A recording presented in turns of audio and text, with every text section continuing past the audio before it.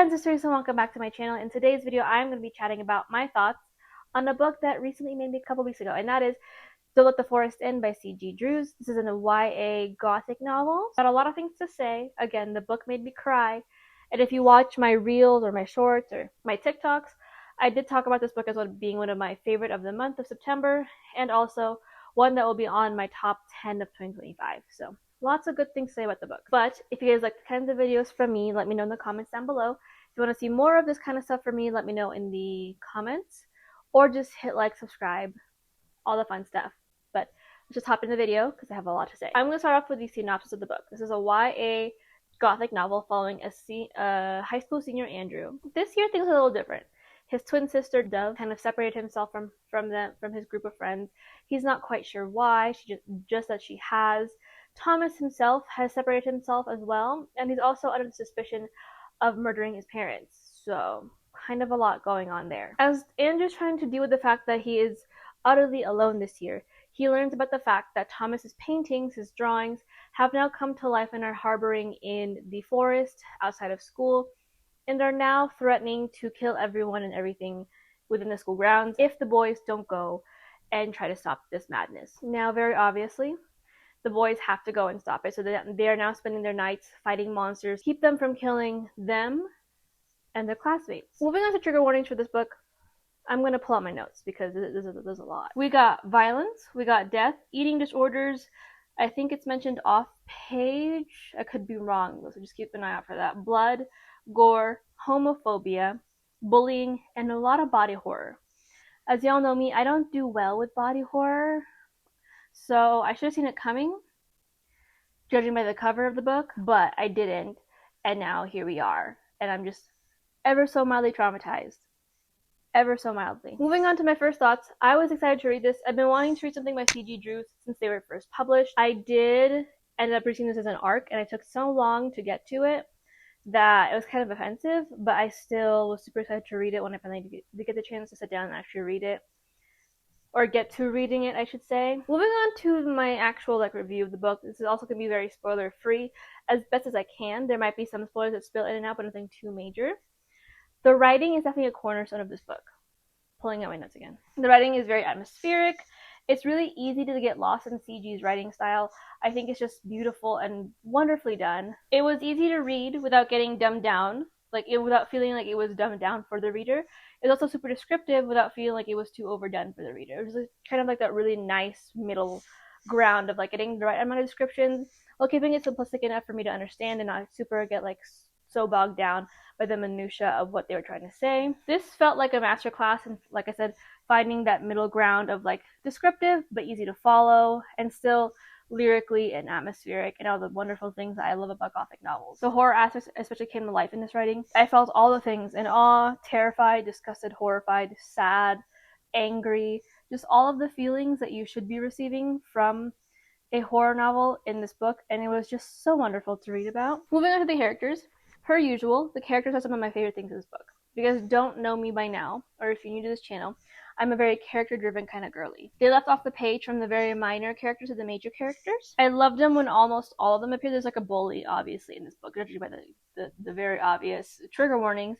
But I loved all of them, even the bully at times, just because I liked how well that they came off the page and how easy it was to get lost in them as characters. It was just a lot of fun. You could feel Thomas's desperation, to Andrew's confusion and soft resolve, to Dove's frustration about the entire situation, to Lana's ferocity and strength.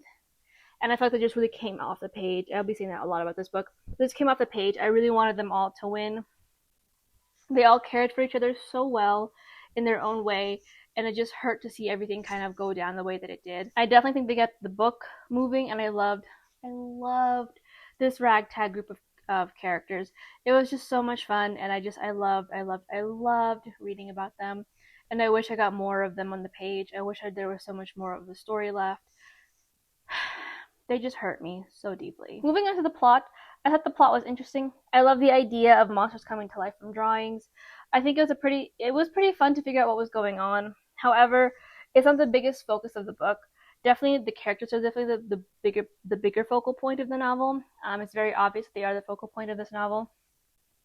And after a while, you kind of figured out the big mystery, the big why is this happening, or who is causing this to happen, just because it became obvious once they start to like trying to figure out like what is causing all these issues, why is this happening to just Thomas, what is X, Y, and Z. Then in the mystery itself, the main plot of it became a little bit repetitive, just trying to figure out the plots and the twists and turns and all the things in between. The pacing wasn't too bad.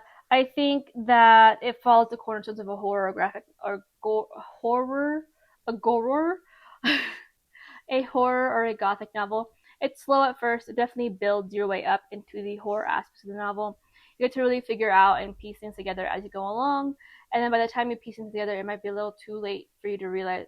It might be too late as you're realizing what's going on, really. I do think the pacing of this book is the weakest part of it. I figured out the reason for the monsters and what was going on, or who was causing the monsters to be happening, actually.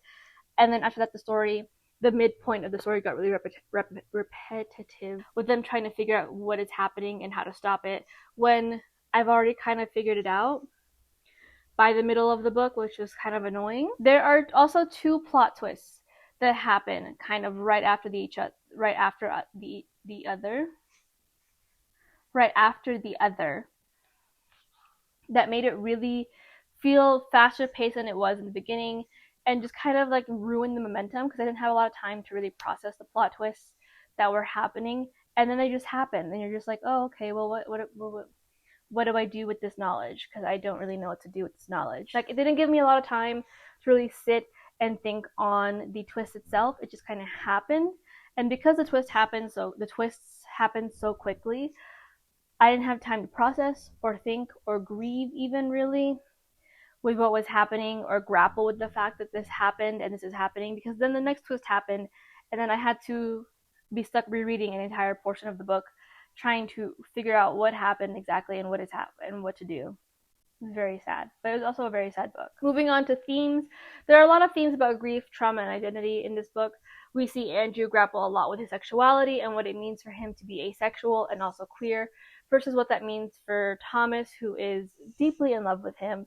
We also see Andrew struggle with grief, grieving the fact that his relationship with Thomas and his sister have changed inexplicably, and he can't really do anything about it. He just has to sit there and really accept it.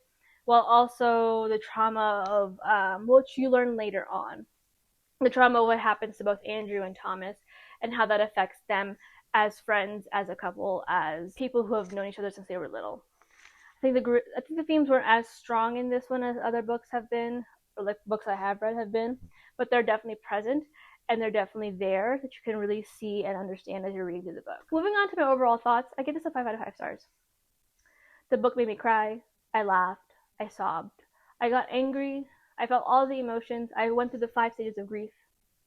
I went through the bargaining where maybe if I reread this entire ending again, the thing that happened wouldn't happen, and it still happened. Like I said in the beginning, this book's going to be my top 10 of 2025. It did some things that I have been struggling with books quite a lot, and that is keeping me engaged and helping me feel. I feel like books nowadays really make me struggle with keeping myself engaged in the novel, and also feeling things for the characters. I feel like by now I'm just reading to read, and some of the releases nowadays are just there for you to read, not really to really keep you engaged or to feel. So I really appreciated that this book did that for me. The ending shocked me to my core, truly, and I sobbed. Like, I had to reread the entire. You guys know, if a book ending makes me feel any kind of negative emotion other than happiness and oh my god, I'm so happy and relieved, like sadness, I will have to end up rereading the entire like last chapter, probably like 4 or 5 times, for the feeling to really settle in my gut and for me to feel everything. And this was one of those books. So I highly recommend it if you're looking for a good time to cry, if you're looking for a time to cry at all, really. This was such a fun book to read. It was so sad. It was just all the things. But yeah, highly recommend it. It was a good read. It was an amazing read. Top 10, 2025. And I can start saying that now because I am 2 months out from the end of the year. But that is it for all my thoughts on Don't Let the Forest In by C.G. Drews. If you like these kind of videos from me, let me know in the comments down below. If you want to see more of these reviews from me, also let me know in the comments down below. I do have a few more reviews planned toward the end of the year. I'll probably intersperse them throughout, but I'm going to be gone the last 2 weeks in November, so end of the year they will be. But until next time, stay safe, and I'll see you in the next video. Bye.